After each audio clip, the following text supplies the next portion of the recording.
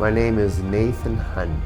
I'm getting a FUE transplant here today. I'm here today to hopefully get my hair back because losing my hair has been quite crucial to my self-esteem and to my life. So hopefully, yeah, I can get my hair back here today. I'm hoping to get out of it physically just my confidence back and just feel like me again and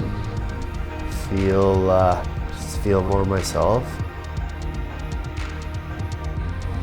I'm excited to get my hairline back and to be able to go to weddings again and, you know, just be confident and just feel like I'm not,